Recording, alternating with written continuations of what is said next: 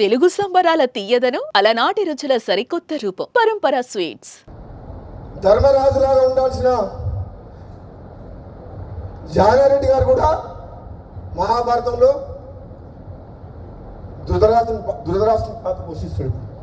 నాకైతే బాధ అనిపిస్తుంది.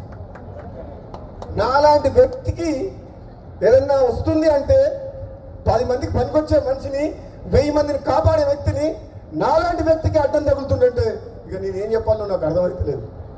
అందుకని ఇంతకంటే ఎక్కువ చెప్పలేను. ఇప్పటికే చెప్పదలుచుకుని చెప్పిన మనసులో ఉన్నది చెప్పినా లేదా. మరి నన్ను చూస్తే భయపడుతున్నారు అందరూ. నేను వస్తున్నట్టుగా బామ్మోడు వస్తే ఏం చేస్తాడో ఆయన మా మాట వింటాడో వినడో అనుకుంటున్నా ఏందో. మరి అధిష్టానమేమో ఇస్తా అంటుంది, కొందరికి చెమటలు పడుతున్నాయి. ఎందుకు? ఉన్నట్టు మాట్లాడతాడు, ముఖం మీద మాట్లాడతాడు, ప్రజల పక్షాన మాట్లాడతాడు, ప్రజలకు ఏది కరెక్టో అదే చెప్తాడు. తప్ప చెప్పాలనా వద్దా?